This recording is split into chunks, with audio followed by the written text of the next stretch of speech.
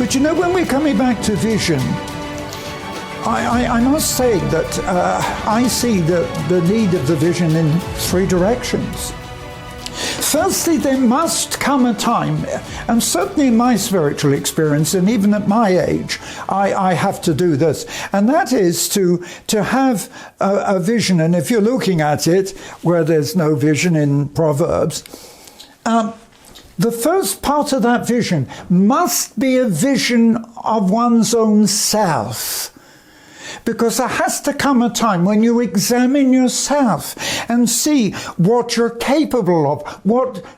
Come on. If only we could become more aware of the capability that God has put within us and have a vision of what we can do with God. Not alone, but with God. And that is so important, that vision. But also there's a sense, and I'm quite surprised because I don't seem to hear people say this when we're dealing with the communion and when people are talking about communion. I don't ever hear people quote the words of Paul, who says, when taking communion, he says quite clearly, but let a man examine himself.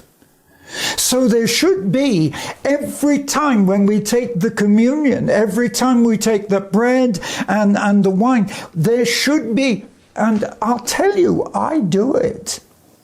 And I think one thing that really impressed me on that was, as a young man, of course, I grew up in the Pentecostal church, and we had communion every Sunday.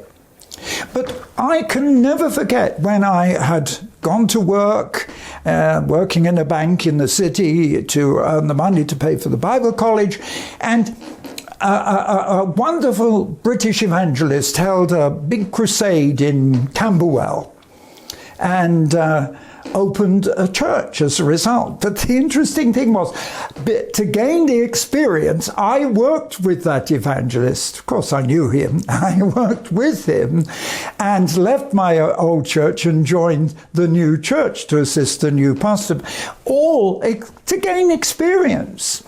And the thing was, I always remember that at the end of that crusade, which was 3 weeks, that on the last Sunday, the evangelist called us together, all the new converts and the old supporting believers, for a great communion service. And you know, although that happened, I'm trying to think when it happened,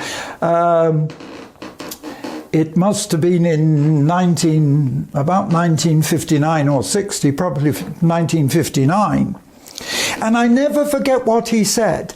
As we took communion, he said, look, whether you're a new convert, you're doing this for the first time, or whether you're an old Christian, he said, I want you to feel that when you take this communion emotionally, it's just the same as when you did it the first time. And there is a sense I've never forgotten that. And every time I take communion, and it's not quite as frequently now because in my evangelism this is different, but there's a sense of wanting the freshness and the self-examination that comes with communion. So we need a vision of ourselves, but also we need a vision of Jesus. And don't get me wrong, we need to examine ourselves. Paul says so. But we also need a vision of Jesus, a vision of his power, his glory, and who he really is. And I feel so concerned today because people don't seem to have the vision of who Jesus really is. If you understood the unlimited power, the tremendous glory. I remember a vision that I had only a few years ago when I'd been in Switzerland on the mountains in prayer and came down and went to bed. And that night I had a remarkable vision. And in that vision I saw myself in a long line of people, a queue of people waiting to go into this room. And I was carrying something.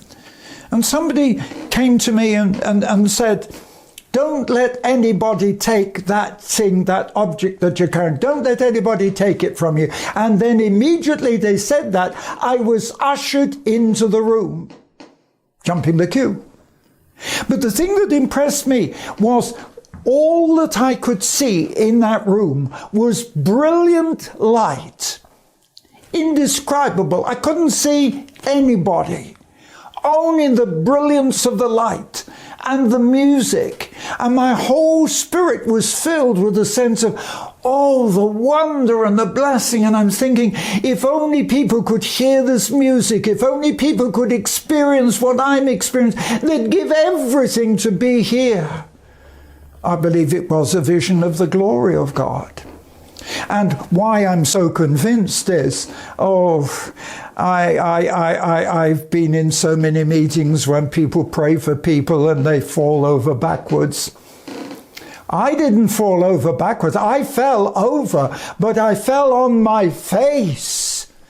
And I've a sense that when we really see the glory of God, we're on our knees, on our faces, not just flopping backwards because it's like going away from it. And I think the whole of my life I've been motivated by the vision that God gave me right from the beginning of what he was going to do. And I can tell you, God's fulfilled everything.